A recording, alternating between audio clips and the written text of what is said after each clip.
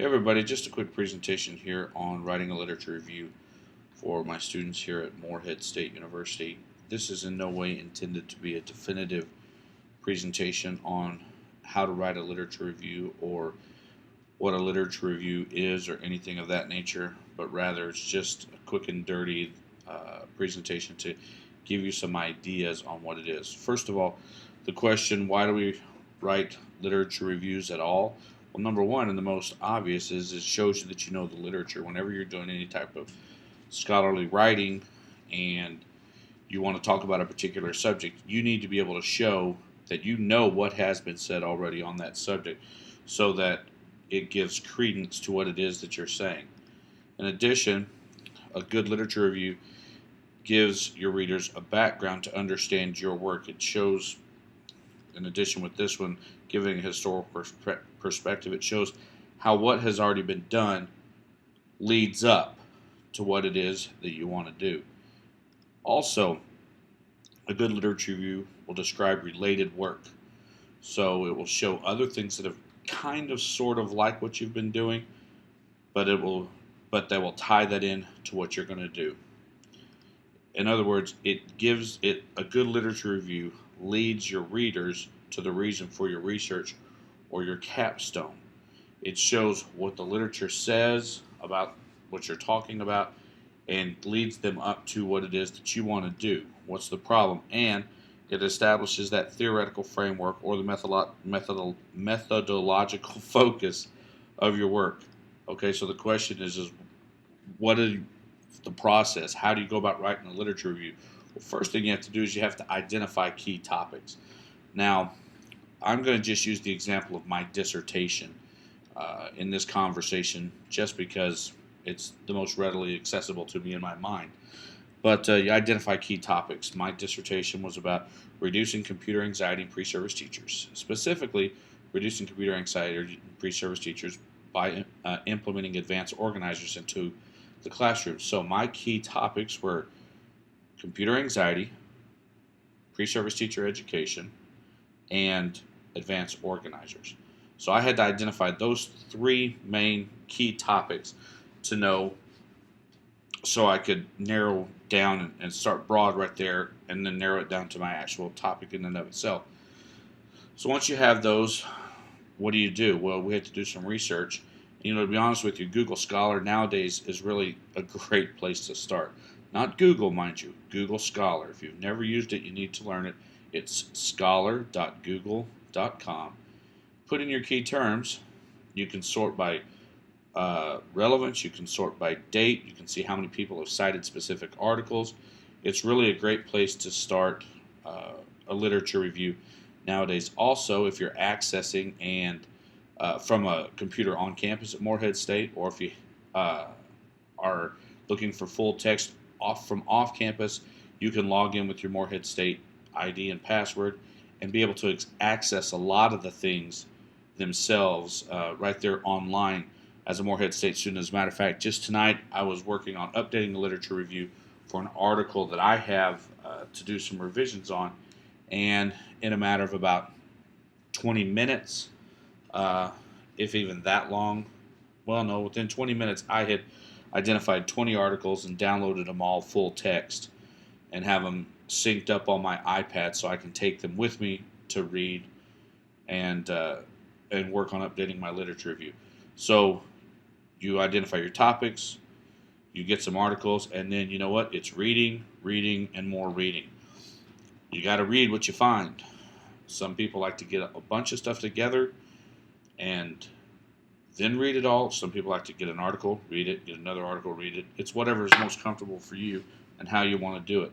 Some people like to do an annotated bibliography where you go through and you'll summarize the article on a separate sheet, with the citation and then a separate summary by you.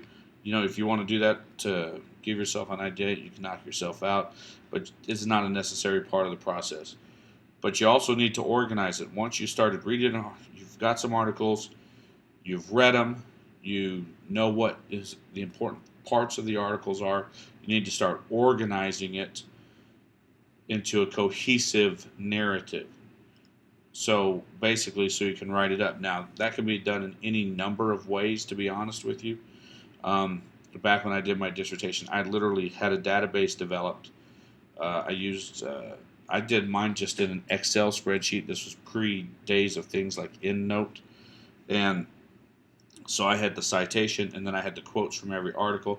I printed them out, I cut them up, I sat on a big table, moved everything around until I got it to where I wanted to, and then the thing basically wrote itself. So, what is it that you do to organize it or write it? What's the best way to do? You know, I know that others like different writing heuristics. I think the easiest way to organize one out, this is just my personal opinion, is through a Venn diagram. You get your first topic. So, in my case, it was computer anxiety. Second topic, mine was pre-service teachers, pre-service teacher education.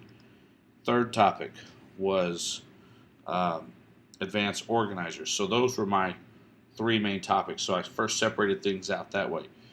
But then from there, my next thing, so there's 1, 2, and 3 at number 4, which was the overlap between topic 1 and topic 2. So in other words, I had to look at what had been done between computer anxiety to already what had already been done to rectify computer anxiety in pre-service teachers. That was my number 4, my overlap between my topic 1 and topic 2. Then you have the overlap between topic 2 and topic 3. So in other words, had anything been done with advanced organizers and pre-service teachers? 6 is the overlap between topic 1 and topic 3. Have advanced organizers ever been used for computer anxiety? Didn't really know what had been done, but finally, that actually leads me to that space right there in the middle, which is number 7, which is the intersection of the 3, right? So in this case, had computer anxiety of pre-service teachers ever been addressed by implementing advanced organizers? So, you're here. This is where you want to be. And that was, for me, the focus of my research study. But it's the same for you, whatever it is. You have to kind of get that intersection of the 2 or the 3 across each other, and then you get that where all 3 of them intersect. Now, just a few tips, just really briefly, on writing a literature review. Number 1, learn to skim. You don't have to read every word. I probably only used a third to maybe, oh, I don't know what's between a third and a half, but I didn't use all my articles. But you can't read them all. You can't read every word you can, but you'll never get done. Let me tell you how I got through graduate school, and what I do even now when I'm reading an article to try to get the idea of it without having to read everything. I read the full introduction, the full abstract, full introduction, full conclusion, first and last sentence of every paragraph. And that gave me a sense of the entire article, and I could skim the whole thing really quickly. I also looked at all the tables and everything, especially if it was an empirically done research. I needed to get a glance at their statistics to see what they told me. That's how I got through, but just realize, don't have to read every word. Also, don't try and be fancy. Be clear and concise. No one cares how big a word you know how to use. Now, I've talked to some of you about this already before. Know the difference between academic and non-academic writing, but don't try to use $5 words to sound like you're educated. Sometimes when you start using too many jargony words or big words, you end up making mistakes and it looks sloppy. An example of that is use versus utilize. We've talked about that before. So just, I'm a bigger fan of clear and concise writing than I am of overly dense writing that could have just been done a lot easier. And also, remember that when you're writing, a literature review is not an information dump. It tells a story. In other words, don't just give me everything. Blah. Here's everything on computer anxiety. This article says this. This article says this. This article says this. This article says this. Here's everything on pre-service teachers. This article says this. This article says this. It's a narrative. It tells a story, and it should flow and you don't just say what other people say. You wrap your ideas and weave them into the story of what other people have said. And it's a nice dance from that topic 1 to topic 2 to topic 3 to 4 to 5 to 6 to get you to 7. You follow that spiral around so you show that what you have to say is important. But above all, have some fun with it. Literature reviews aren't that bad if you have an idea what you're doing. Good luck, guys. See ya.